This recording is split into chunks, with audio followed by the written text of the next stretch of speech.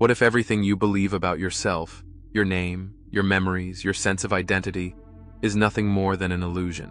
What if the narrative of your birth and the certainty of your death are simply part of a profound misunderstanding? What if you were never born, and you will never die? It seems impossible, doesn't it? But bear with me. This is not just a philosophical puzzle.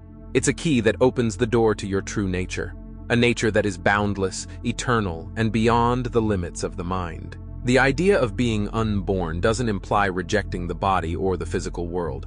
Rather, it's about seeing beyond the illusion of separateness, the false belief that you are a distinct individual navigating an external world. As John Wheeler, a modern voice in Non-Duality, put it, "You are not who you think you are. You are not a person striving for enlightenment. You are the awareness in which all things appear and vanish." From the moment of childhood to the present, while the body and thoughts change, there is a constant awareness that has witnessed all of it. This awareness, or timeless presence, has always been here, unaffected by the fluctuations of life. It's compared to a screen on which a movie plays. The images change, but the screen remains unaltered. The ego, or the I that we cling to, is revealed to be nothing more than a thought or a collection of thoughts, memories, and beliefs. The ego fluctuates with emotions and thoughts. One moment you're confident, the next you're insecure. But the awareness that perceives these shifting states remains constant and untouched. By deeply questioning the ego's nature, such as where is it located, or is it my thoughts, we come to realize that it is not a physical or stable entity. It exists only as a fleeting mental construct. The liberation comes from realizing that the I that we have identified with is not real. It's a concept. Life doesn't need this ego to function. Thoughts, decisions, and actions arise naturally without the need for an I to control them. The writing emphasizes that this recognition doesn't make you detached from the world. On the contrary, it opens you to a deeper experience of life. You no longer take things personally or feel threatened by external circumstances because the sense of separation dissolves. When anxiety, anger, or fear arises, instead of identifying with the feeling or trying to suppress it, the suggestion is to inquire, who is feeling this?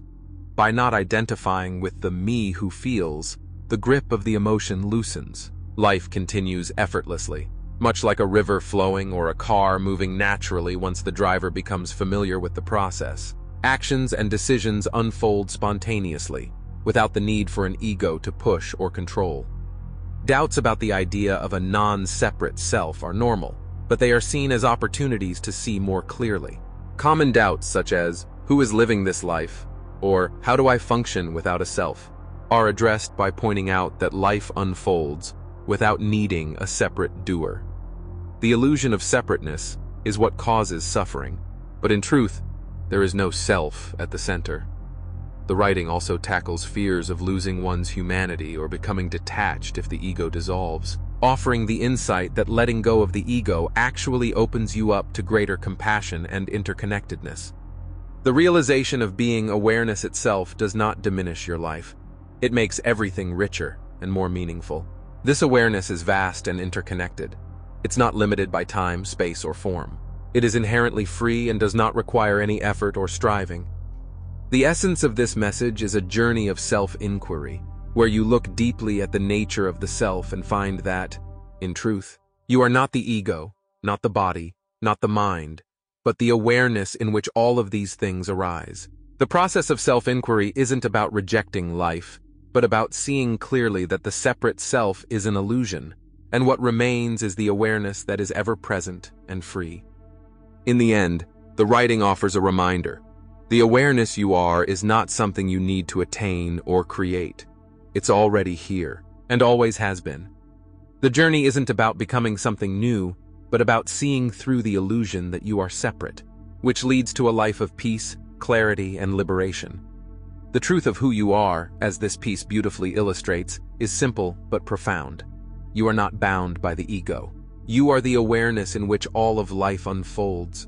This realization frees you from fear, from the need to defend or control, and from the endless chase of personal achievement. It invites you to live with ease, openness, and a deep sense of connection to the whole of existence. By resting in this awareness, you begin to live in harmony with life, realizing that the journey has never been separate from the destination. You've always been home. Picture waves crashing onto the shore. Each wave seems distinct. One rises, one falls, and another follows. But if you look deeper, you realize there is no real separation between the wave and the ocean itself. In the same way, you are not a separate wave. You are the infinite ocean. You have no beginning, no end, and nothing to lose. This is not a mere concept. It's something you can directly experience right now. Over the next few minutes, we're going to peel back the layers of illusion, investigate the nature of reality, and explore why the concept of you, the one you hold on to so tightly, is the root of all suffering. So let's step beyond the mind and into the truth. Because once you see it, you'll realize you were never born. And this insight is the most liberating discovery of all. Take a moment and close your eyes. Ask yourself, who am I? Your mind will quickly rush to offer answers. I'm a parent, a teacher, an artist. I'm someone who loves, who struggles, who dreams. But pause and look deeper. Who is the one speaking these words? Who is the one claiming these thoughts as mine? This is where the illusion begins. From the moment we're born, we're conditioned to believe in a separate identity, a me that stands apart from everything else.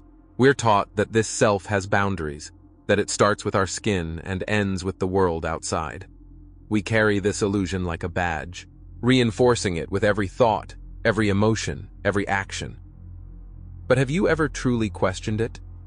Let's examine this more closely. Imagine holding a cup of water. It's easy to think of the water as separate from the ocean, but when you pour the water back into the sea, where does it go?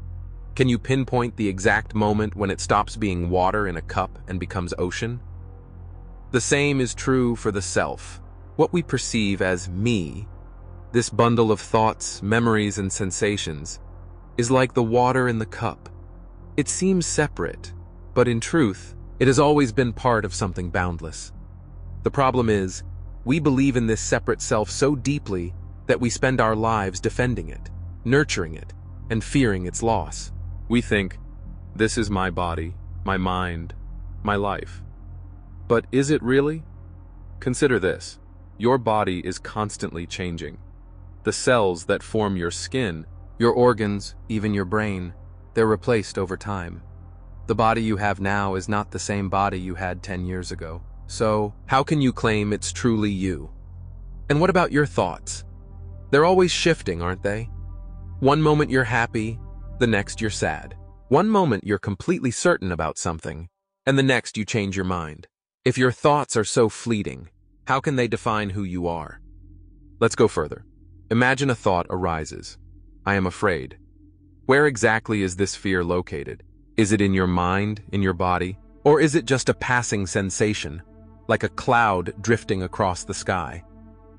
When you stop identifying with the thought, something remarkable happens. It loses its power. As John Wheeler said, what you believe yourself to be, this limited, struggling individual, is nothing more than a concept. A story you've told yourself based on past memories and future projections. But who you really are is none of these things. Your true nature is like the space in a room. The space doesn't change no matter what objects are placed within it. A chair, a table, even people, they come and go, but the space remains untouched. You are that space. You are the awareness in which all experiences arise and dissolve.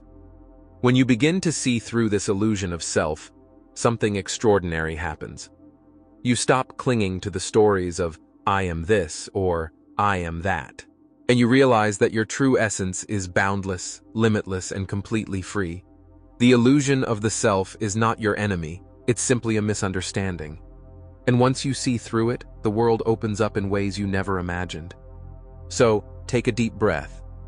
Relax into the knowing that you are not the wave, but the ocean itself. And this realization is just the beginning. Let's take a moment to ask the most profound question of all. Who are you, really? You might answer, I'm a person, a mind, a body, a collection of experiences. But let's dig deeper. Strip away the labels, the roles you play, and the stories you tell yourself. What remains? Start with your thoughts. Thoughts are like clouds in the sky, always changing, appearing, and vanishing without warning. One moment you're thinking about dinner, the next you're replaying a conversation from yesterday. But here's the key question. Who is noticing these thoughts? Think about it. If you can observe a thought, then you cannot be that thought. You are the one watching. This awareness of your thoughts, this unchanging presence, has been with you your entire life. It's been there in moments of joy, in moments of pain, and even in the quiet spaces between your thoughts. Now, turn your attention to your emotions. When anger arises, you might say, "I am angry." But pause and observe closely. Is the anger who you are? Or is it just an energy passing through you? Like a storm moving across the sky, it's intense for a while, but eventually it fades. And yet, the sky, the space in which the storm appears, remains untouched. You are not the anger, you are the sky. What about your body? It seems like such an obvious part of who you are. But even the body is not constant. Cells die and regenerate. Your appearance changes over the years. The body you inhabit today is not the same as the one you had as a child. So can it truly be you? And if you're not your body, your thoughts, or your emotions, then who are you? Let's try something radical. Stop looking for answers in the mind and turn your attention to awareness itself. Right now, as you listen, there's a knowingness, a presence that is aware of these words, aware of your surroundings, aware of your very existence. This awareness is constant. It doesn't come and go like thoughts or emotions. It doesn't age or change like the body. It's simply here, always silently witnessing everything. But awareness is not something you can grasp or hold on to. It's not an object you can point to and say, "This is me." And yet, it's undeniably present. You don't need anyone to tell you it's there. You can feel it, right now, as the foundation of your being. Here's another way to look at it. Imagine sitting in a dark room with a candle. The flame illuminates everything around it, but it doesn't need to light itself. It's already shining. In the same way, awareness doesn't need to be aware of itself. It simply is. John Wheeler describes this awareness as your true nature, what you've always been and what you'll always be. It's not bound by your thoughts, emotions, or body. It's free, infinite, and ever-present. But what does this mean for you, practically? It means you don't have to chase after enlightenment or a future state of being. The awareness you're seeking is already here. It's the part of you that has never changed, never suffered, and never been lost. Here's a simple exercise to experience this for yourself. Take a moment to notice your breath. You don't need to control it. Just observe it. Feel the air as it moves in and out. Now, shift your attention to the awareness that is noticing the breath. This awareness isn't doing anything. It's not trying to achieve or become anything. It's simply witnessing. And in this witnessing, you'll realize something profound. You are not a person experiencing awareness. You are awareness experiencing a person. When you see this clearly, the search for who you are comes to an end. You realize your true nature is not something you need to find or create. It's something you've been all along. So take a deep breath.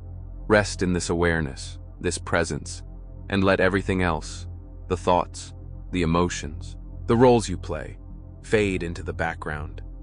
They are just passing waves. You are the ocean, infinite and still. This is the heart of who you are, and once you see it, you can never unsee it. This writing delves into the profound idea that our true essence is not bound by the ego or the illusion of a separate self.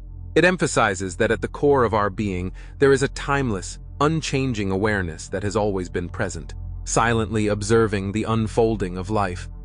The exploration moves through several essential themes, touching on how our concept of self is constructed, the illusion of ego, and the ultimate liberation that comes from recognizing our true nature.